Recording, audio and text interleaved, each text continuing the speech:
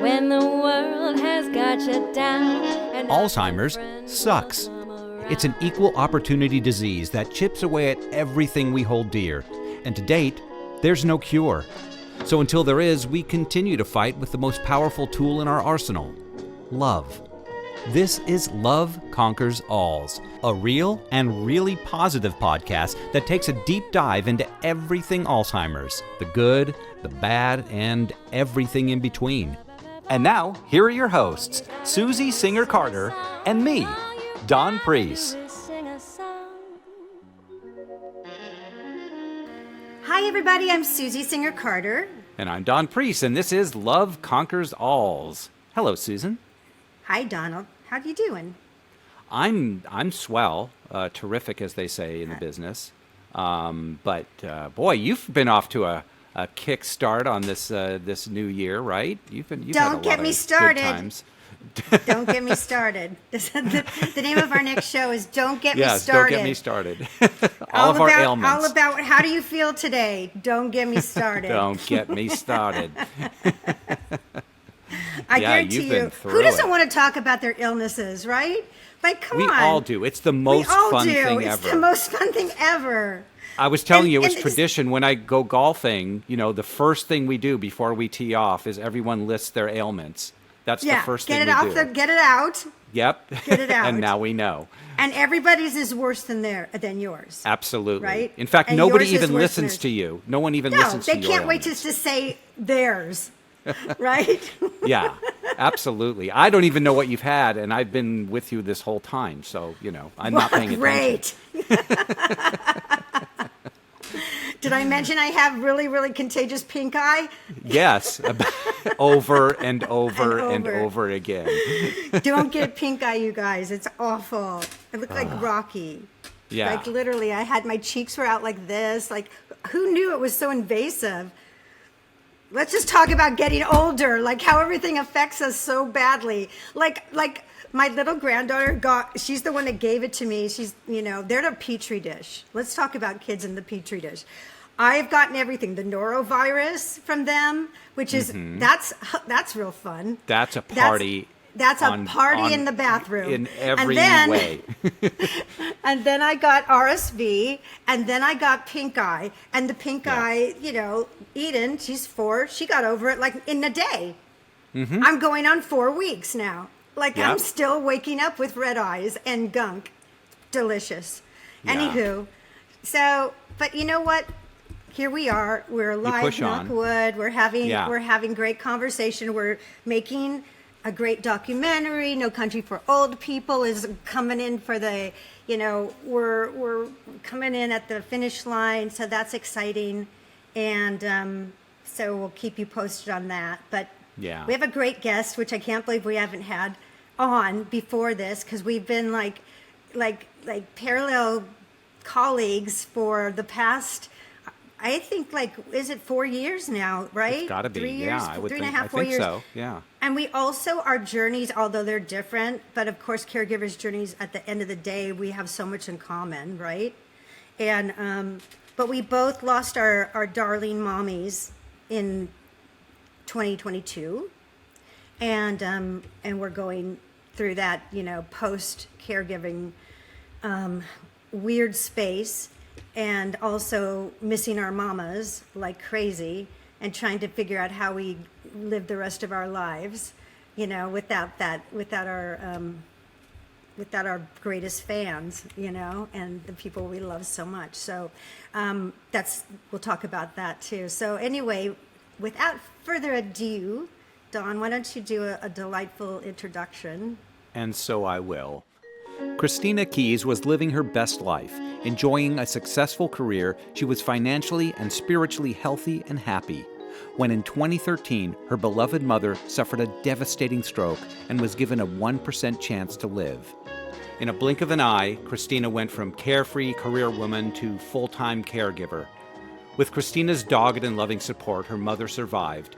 But after 4 years, Christina was bankrupt financially, emotionally, mentally, and physically. And suddenly she was faced with a diagnosis of her own. Her body was shutting down from the stress, and she was given 6 months to live. She knew she had to completely change her life.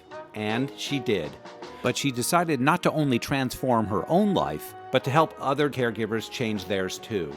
Christina Keys is now a sought-after public speaker, community builder, storyteller, change agent, collective visionary, and the director of community growth at caregiving.com.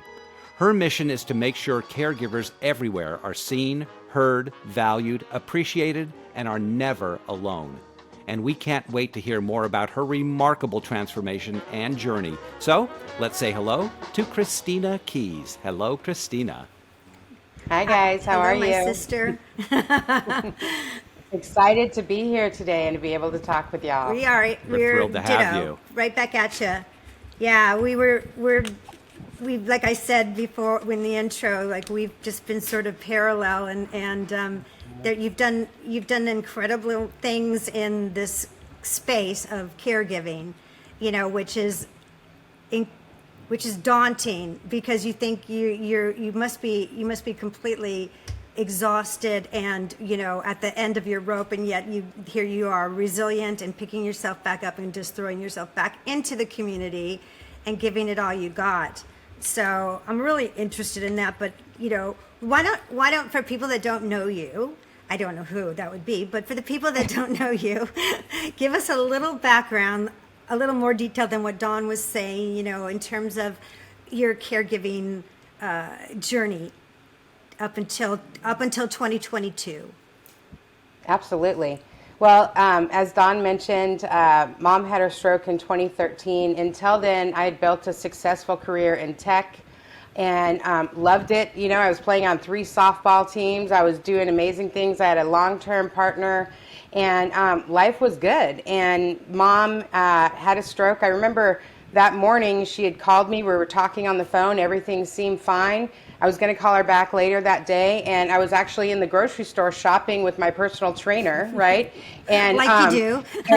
right. And because I could afford things like a personal trainer back then, right? And so I got this call from the hospital saying my mother had had a stroke, and they weren't expecting her to live. And I got in my car, and I drove the 3 hours up there, and I walked in, and she's hooked up to all this life support, and they gave her 1% chance to live for that first 30 days, and I lived in that hospital with her for almost 4 months. And when I say lived in the hospital, it was out of a suitcase, in that hospital chair that so many caregivers are used to.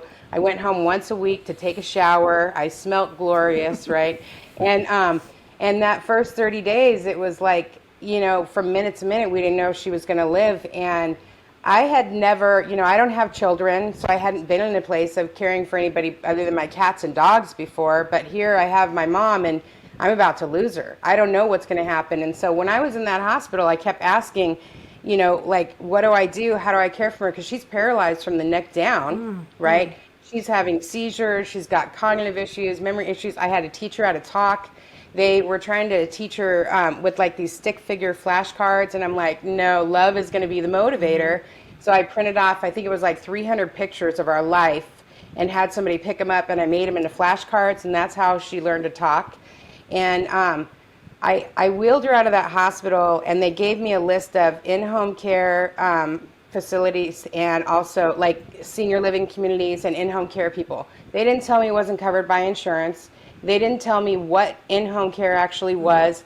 And I'm wheeling her out of the hospital thinking we're set. Mom had been a manufacturing engineer. I was in tech. We're fine. We both have 401ks. She's got great insurance. I wheel her out of the hospital, find out none of that matters, right? And we are, all of a sudden, a year and a half later, we've gone through both of our 401ks. We went from upper middle class to poverty level. Within a year and a half, I'm standing in line at food banks, and just paying for my mom's care, right? I had to learn how to hire family caregivers so I could work. I remember in my Facebook memories, one of them came up, and I didn't even know what a caregiver was. My Facebook memory said, my first post was, does anybody know if they have anything like babysitters before adults? I didn't even know it was called a caregiver. Like, right. That's how out of touch I was with all this. And here I was entrusted to care for my mother, right? And so we did this journey along the way, and we learned along the way, me and Mom, and we kind of developed this thing of team mom, when things were hard. And and things changed. Things would get good and things would get bad, and the dynamics got different. I think me becoming that mom role was very hard for her, and it was also very hard for me. And the financial, it's funny because I was talking to somebody the other day who'd just gone through losing their partner, right? And she went from 2 incomes to 1 income. I'm like, hey, I can teach you how to live in poverty and survive and grow, because I learned that from caregiving, right. And it gets better. And so, yeah, I think that whole journey really taught me that, first of all, finding out that there was no resources in my town, that there was nobody to turn to. I thought I was supposed to ask the doctors. I mean, just like any of us, like we thought we're going to the hospital, we're seeing all these doctors, like, why wouldn't they know? Why wouldn't they be the experts? We don't know, right? And so it's interesting when I did have to leave my career, I had to change careers, and winding up in the senior and retirement industry and finding all of these resources and all this support in my own town was like, holy crap. Mm-hmm. Like, I didn't even know this was here, Why would you? And yeah, exactly. And, that I remember that last day at my job I had given, it was 2017. I started the care journey with my mom, March 16th, 2013 at 3:42 p.m. And February of 2017 is when I left my job. And I remember I had given like a month's notice. And that last day I was just milking it because I didn't want to leave. That was like, what was that going to mean for me? What was my identity? I wasn't going to be the career woman. Right. I was just going to be the caregiver. And I remember I'm sitting there and everybody got off at 5 and it's like 6 p.m. and I'm like frantically putting information into Salesforce, and here comes the CEO and all the managers. They're like, Christina, what are you doing here? And I'm like, oh, I just got to put this information in. They're like, you can go. And I didn't want to leave. That was like the longest elevator ride of my life, because I knew as soon as those elevator doors opened, I was no longer like the Christina, the career woman, or the Christina anything. I was just Christina, the lost caregiver, once those doors opened. Right. And so, I went to that doctor's appointment with my insurance that I was going to lose soon. And they said, your body's literally shutting down from the stress. You're sleeping, 5 to 10 hours a week. You've gained like 100 pounds. You've got diabetes. You've got high blood pressure. You'll be lucky to live 6 months. And I'm going to be honest with you, as a caregiver, I think we've all had that moment where it's like, we want out, and I think, it wasn't like a suicidal thought, but it was like finally like a way out where I don't have to feel guilty. Like my body's just taking me out. I'm not taking myself out. So it's fair, right? And, I really had to make that choice of like, am I going to live, and how am I going to save my life and also care for mom too? So I think that's really when the game completely changed, was that day when I made that decision of like, okay, I'm going to do this. And I've got to do it with like the first act of self-care, which was 30-second act of taking a blood pressure pill and texting a friend that I had taken it. It all started with that 30-second act, saving my life and changing how I cared for my mom's life. So can I ask you about that, which is, it's very, that resonates with me, what you're saying very much. My body wasn't shutting down. I didn't, I am the girl that will just keep going and going and going and going and going.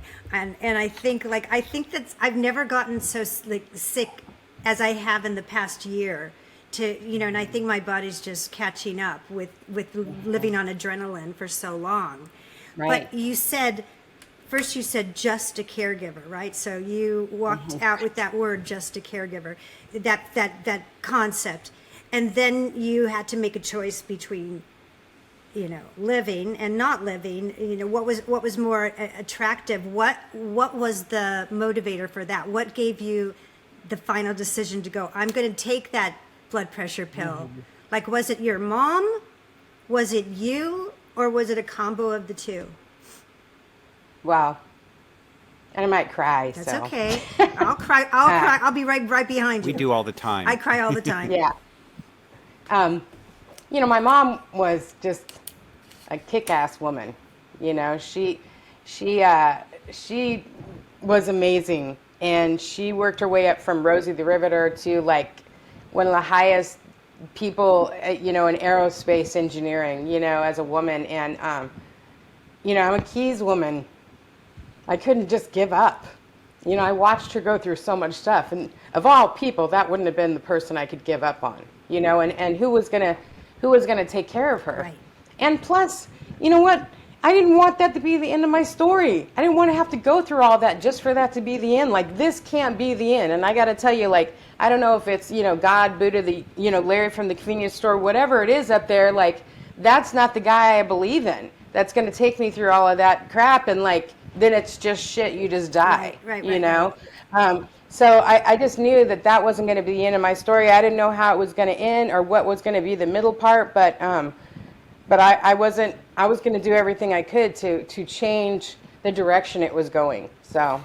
And that's the last thing our parents would want for us, is right. for you to destroy your life, looking after them. That's probably I mean, if she knew that, I mean, right. I don't know if she was aware of that that would be the last thing. No, she wants you to thrive, not right. only, yes, to help her too, but right. for yourself.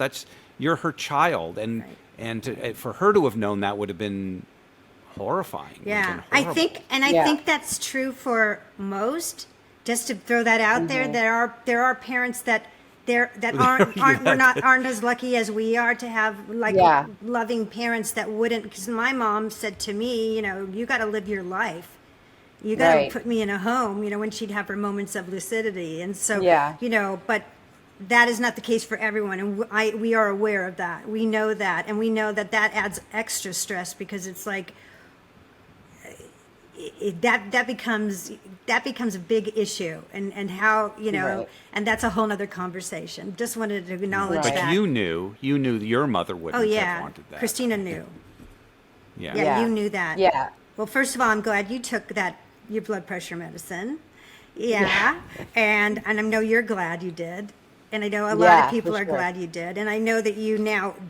Isn't it funny that you said I'm just going to leave here as just a caregiver? By the way, I used to think the term was caretaking until I didn't even know there was a term caregiver. It used to be. I thought it was like, I'm a caretaker.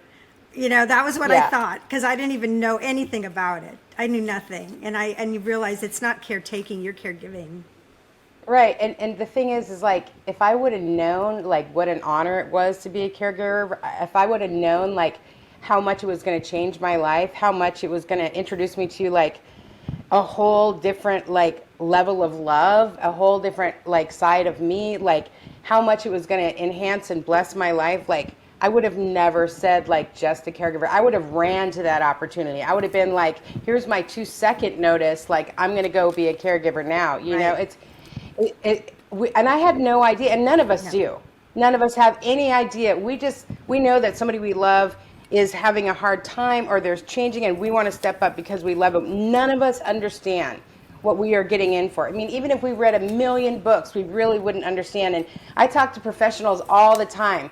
I talked to this one guy, very big guy in the industry, president of a very large organization. And he said, Christina, I used to be like the keynote speaker everywhere. Everybody hired me everywhere to talk about, families and caregiving and all this other stuff. And then I wound up having to take care of my own mother and father, and what I realized is I didn't know shit. Exactly. Until and you just don't, right? You just don't until you do, right? Exactly. So, if you knew, you wouldn't have had the transformation that you did. So right. Oh, yeah. So none of us do. None of us do. Right. I mean, back to what you were saying. I had I remember being at a family dinner.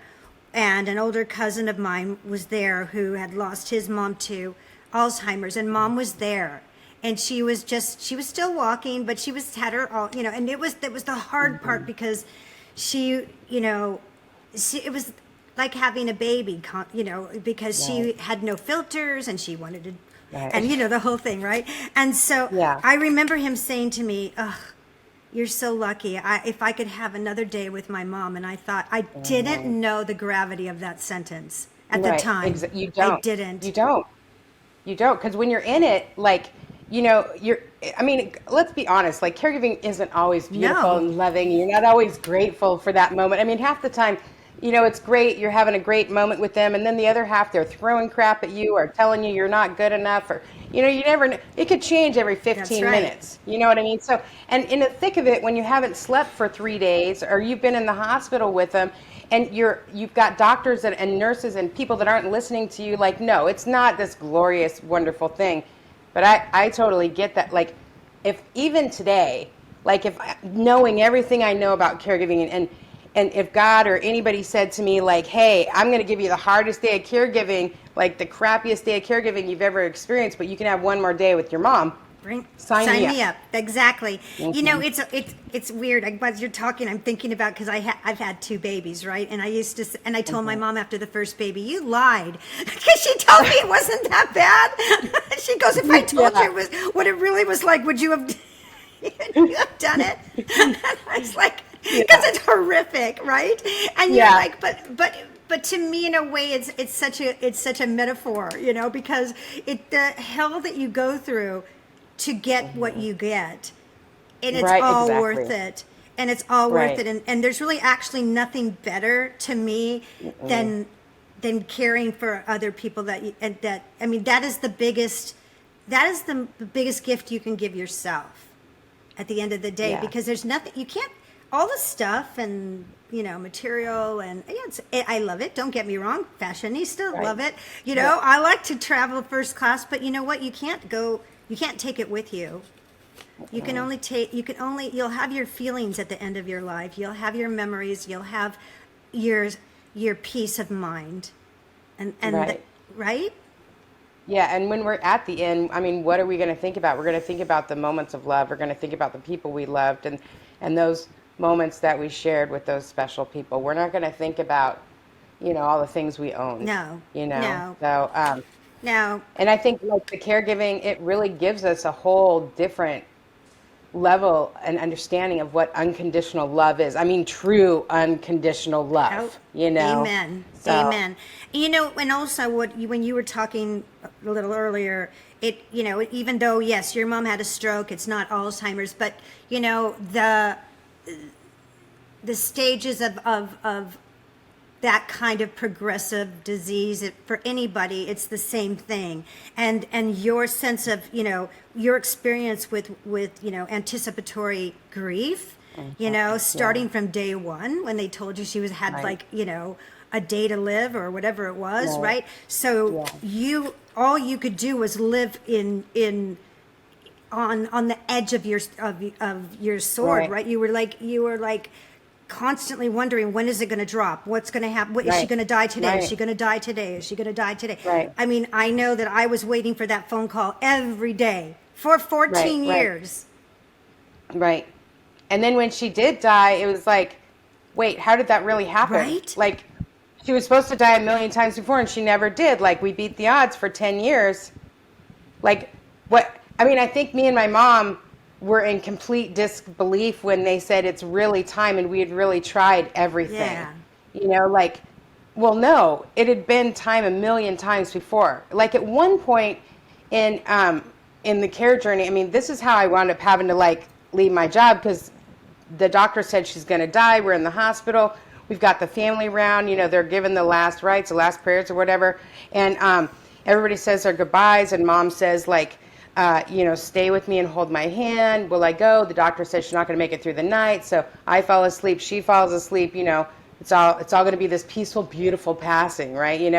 And my mom wakes up. She says, I'm not done yet. That was in 2017. So, come December of, it was actually the day after Thanksgiving is when they told us she was going on hospice. It's like, what? And then when it was really happening, wait, something's going to turn here, right? Right. Because it always did. It always did. Same with my mom. Oh my, it's very similar, and it's part of my documentary is that because of the ageism and ableism that is so rampant in our not only in our healthcare system but in our culture, right? So people want to write off older people. All the time, and it's like they're dying. Yep. They're telling you they're dying all the time, which is so cruel to us, because chances are they may not. And we did the same thing. My mom was supposed to die within 2 hours back, 6 months before she died, And we called the whole family in. We're doing vigil for 4 days, like I'm no sleep. And finally my nephew goes, Nanny's not dying. My mom is up. She's smiling. She's hungry. Like, what is going on? Like, this is what goes on in our elder care because they are not a priority, because they're not big money makers, and so that's the problem.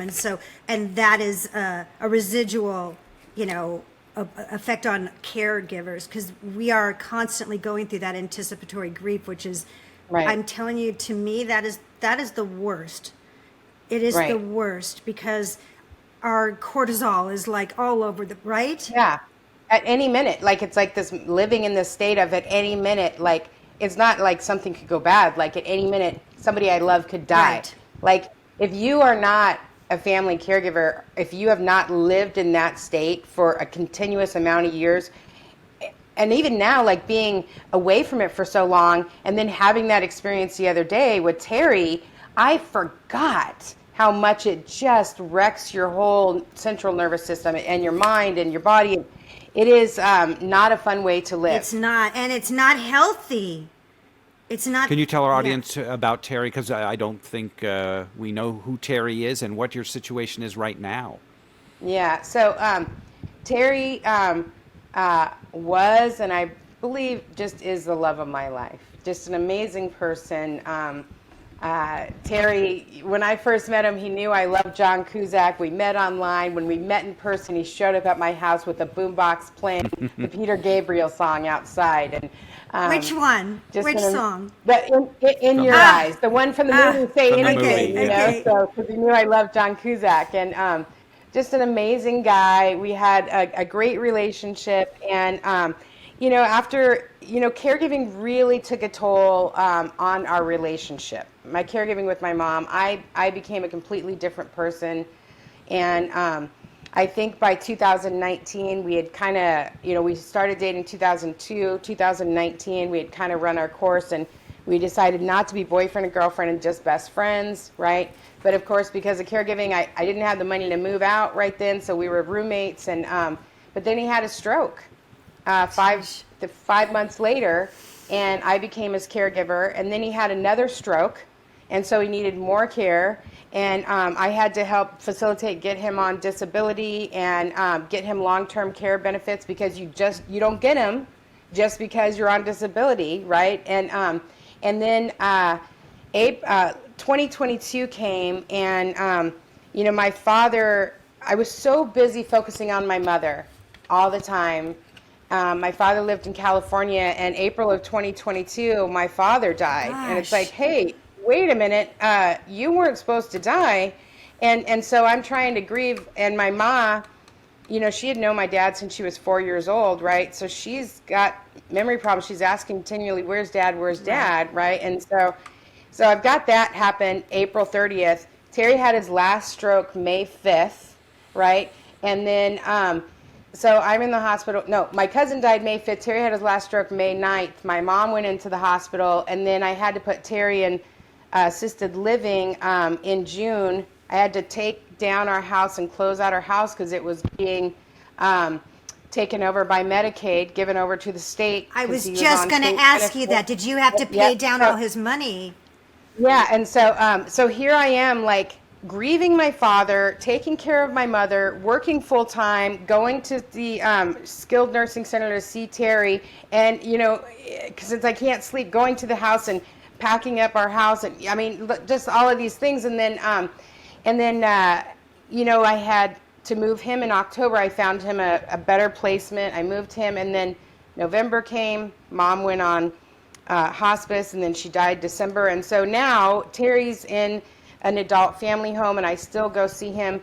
We still have that partnership. He does have a state guardian now, and which is better, because honestly, the whole state insurance and Medicaid spin down is so complicated. If you make one mistake, and I wasn't going to rely on. I mean, I'm very aware that I know a lot in the industry. I'm very aware that I'm very competent, but I'm also very aware that I don't know enough that I don't want to risk making a mistake. This is somebody else's life, and so somebody who I love, right? And so can I just interject on that real sec, because that's so important, that point you just made, because it's so complicated, and even the experts don't really know everything. So like, it's hard. So I mean, I think that's an important point that you just made, because you can easily make a mistake without, unwittingly. And so right. Yeah. So I don't hands-on care for Terry anymore. I still go interact with them. If there's some problems with him, I go and kind of smooth that out, because I'm the only one who can get through with him. I do go visit with him and take him on trips and stuff. But it was very interesting the other day, because there isn't a lot of emergencies anymore with Terry, right? And, I've had a year. Mom died December 28th of 22. I've worked really, really hard to bring down my cortisone levels, to learn how to sleep, to learn how to be at peace, to learn how to not freak out every time the phone rings. I mean, there's so much stuff that I had to do to get out of fight or flight mode. And it was interesting the other day, I had a situation where I did have that moment, that one of those caregiver moments with Terry, where I felt that, again, that, somebody might die or something really bad might happen, where my cortisone levels shot up, the whole fight or flight thing. And it was so foreign to my body, I didn't realize, and all I could think of when I finally calmed down, which it took 5 hours for my body to calm down from that. And it was a 15-minute situation that resolved itself in 15 minutes, right? And before, there was no just 15 minutes. There was, another hour, another nighttime, that we were full-time caregiving, right? And all I could think was, it was like this moment of shock, feeling that in my body and not realizing it was that plus multiplied by 10 for 10 years in my body. Right. And then also sort of grieving for that person who I was, that she was going through that, and then grieving for all caregivers our bodies are going through that. And it's no wonder why so many caregivers get sick, and it's no wonder why the statistics for caregivers are so insane. I think 30% of caregivers pass before the person they're caring for, and 35% of caregivers pass within 5 years after the person they're caring for, and then 65% of caregivers that are over the age of 70 pass before the person they're caring for. It's because our bodies are going through so much stress, and we're not going. The last thing we want to do is go to the doctors, and when we do, we hate doctors by that time, because we don't trust blown them. The people we love off, so much. Yeah. And so, it was very interesting to have that moment of holy crap, this is what I lived in for so long. What it is to me is it's PTSD, because you are right. Oh yeah. That's what it is, and there really should be a sort of a debriefing, with after you are through for this particular journey of caregiving, because that stop, and I know everybody talks about it, the day that, or right after someone that you've been caring for long term, and now who are you, and what are you? Nobody talks about and that. Also, you get used to, it's like when you live in an abusive relationship. Right. It's a weird, not to relate the two, but in a way it is, because the emotions are so high for so long that you become used to it, and that becomes your comfort zone. Right. Yeah. Exactly. Yeah. Right. Yeah. So we don't understand. When we're quiet inside, when we're not having that massive energy inside of us, when we're not experiencing that anxiety, when we're feeling peace. That first time we're feeling peace, it's wait, am I bored? We don't understand any of that. Well, it could be depressing almost. It's right? You could feel anxious about it, because who am I? What am I supposed to do now? What is, what's my purpose? What's my purpose? Yeah. Right. Yeah. And I'm really fortunate in the fact that I know my purpose, but still, I did not, I still had that moment of who the hell am I? Oh, totally. And nobody talks about recovering from being a caregiver. They talk about the grief. And I remember and I know a lot of people in the industry, and I remember putting on my social media, what did you guys do to recover from the recover from the caregiving. Now, when my father died, I was lucky enough to be able to go get grief counseling. So I know the difference between grief, right? And so everything everybody shared was all about the grief. No, there's differences, right? There's a different, when your phone rings after the person you love passes that you cared for, and your anxiety shoots up, right? And you thinking like you need to have your phone all the time, because that was the hotline for mom. I remember like the first time I went on a date after my mom passed, like here I'm out with this wonderful man, he's talking, all I'm thinking is like, oh my God, like I didn't have to drive my own car. Like I'm not on call. Like my phone is in my purse. Like I don't even remember a gosh darn thing the guy said. Like I don't have to I didn't have to pay anybody to care for my mom. I mean, there was so much stuff that went along with it, but there is so much stuff when it comes to recovering as a caregiver. It is not just the grief. 100%. And people don't understand it. And trying to deal with that grief plus bring down your cortisone levels. It is not easy to live in a state of somebody could die at any minute for 10 flipping years. No. How do you do that? And then all of a sudden you don't have to live like that anymore. No. How do you do that? No, but right? it's ingrained. It. It's ingrained in you at that point. And, Yeah. So how do, let me ask you, it might be an odd question, like now as a caregiver and now somebody who that now is on the other side of that.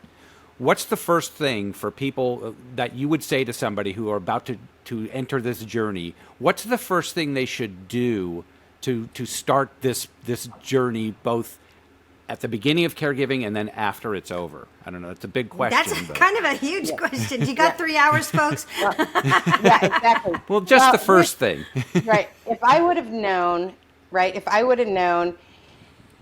personally, if I would have known about care coaches, as a caregiver, I would have hired a care coach immediately, right?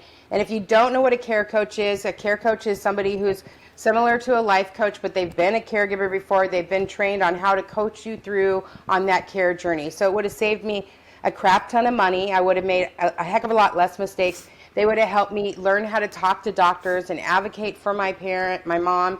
I mean, they would have taught me so much. They would have taught me about self-care a lot quicker than the people who are like, oh, put your oxygen mask on first, which I don't know about you, but when anybody says that, I'd like to throat punch them, because they don't follow up, right? But you ask a caregiver and they'll say like, put your oxygen mask on first, but then they'll tell you, where to buy it, how to put it on, all this other stuff. Nobody else does, right? And so for me, anybody starting out, I would say, first of all, find a care coach or find a support group. One of those two. If you can't afford a care coach, then find a support group. They're free. They're everywhere. If you don't know where to find them, you can easily go to caregiving.com or places like that, National Caregiver Alliance, places like that.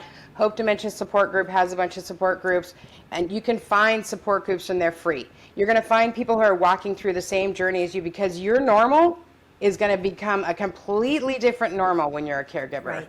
So I would say first thing is, understand that you're not alone. If you're new to caregiving, there's over 53 million family caregivers out there, and there are free support groups everywhere. So for the people who are after caregiving, what I would say first of all is be gentle with yourself, right? And secondly, you're going to have a different emotion every 5 seconds, and everything is going to be new to you. How your body feels is going to be new to you, and it's okay that it's not just grief, and again, you want to stick with people who've been through that journey before. If you've been through the caregiving journey, you probably know people who've been through the journey after caregiving. Talk to them, because if you're talking to people who have just gone through grief but they haven't done the caregiving journey, they're really not going to understand what you've been living through, that place of they're going to die for all these years and then they finally do, right? Right. That's what I would say to folks who have gone through that. And it's not easy. Please just think about how loving you were to the person you cared for. Right. Please try to show yourself just even a tenth of the kindness that you showed them, because what you're walking through is very difficult. That's good. Really good advice. So I think that's a great Excellent. transition to caregiving.com and what you are such a huge part of, and that's how I met you, and the caregiving.com champions program and what you're doing with that, which I was a part of, and I've put it on hold because of the documentary. I just can't, they're both very important. Big things, they're girl. both important, and but I am always cheerleading you on, and I consider myself still part of that community, and I always will. So there, and but so tell us about caregiving.com, what it does, how to find it, what the caregiving.com champion program is, and break it down a little bit. All right, I'm going to break it down for girl. us. So, caregiving.com is a place where family caregivers can go to get all kinds of information, whether you're looking for podcasts, whether you're looking for articles, whether you're, if you're a caregiver for somebody with Alzheimer's, Parkinson's, if you're a caregiver who's somebody who's my age, millennial caregiver, male, female, whatever, you're going to find community there. You're going to find information there. There's trainings there. There's video there. There's everything you could need there. One of the other things that we offer is the caregiving.com champions. So when I came onto caregiving.com, they were just a digital platform. And I had built, when I changed my career, I went into the senior and family caregiver industry, and I created a hyper-local nonprofit here called Loving Them Forward, and that model was so different that within 2 years we had won like an award for being one of the best resources for family caregivers and seniors in our community, right? And so caregiving.com found out about it and approached me and said, how would you like to duplicate that across the United States? And I said, absolutely. And I said, here's the caveat. I'm not going to hire salespeople and these BDM people who don't know anything. I would like to, bring on family caregivers who've been through it and who understand, what the difference is of resources, and I don't want to charge people money for, advertising. I really want to make some different changes in the industry. And so that's what we're doing is with these champions is we're going into communities and we're building hyper-local sets of not only resources, but actual community, support. So, I'll give you an example. I went to Indianapolis. I didn't know a soul. I hired a champion there. They are kind of like the eyes and the ears of the city. They introduced me to like 25 resources. I showed up in that town. Within 2 weeks, I had changed that to 154 resources, everything from, micro resources to large resources. We had put together a 43,000 square foot, event, an expo for family caregivers. And that we did that within I think that was 2 months, and completely changed what was going on. And what was the best compliment about that, what made me know that we had made some changes, there was a lot of heavy hitters in that town, people who were paid to network in that town, were paid to know the resource in that town, that came up to me personally and said, I didn't even know half of these resources were in our town. Right? Because what happens is, over here there's 30, over here there's 30, and over here there's 30, but they don't get together, right? And all of these people are marketing to seniors or veterans or people with disabilities. Nobody understands that, the people that are signing the contracts and bringing these people in are the invisible caregivers behind them, right? They don't know how to market to those people. So, I go into a town with the champions and I bring these people together and I educate them on why it's important to see those family caregivers, right? And when I leave that town, I don't just walk away. I leave with an opportunity for them to have a place to continue to grow, whether it be a monthly networking meeting or a social media group or whatever. And so those towns grow and they flourish, and, they're able to understand how to connect with family caregivers now, not just market to seniors. And we've done that in over, 100 different communities across the United States. And we have an initiative coming up this year called Keys to the Community, where we're sending me out and, growing even more cities across the United States.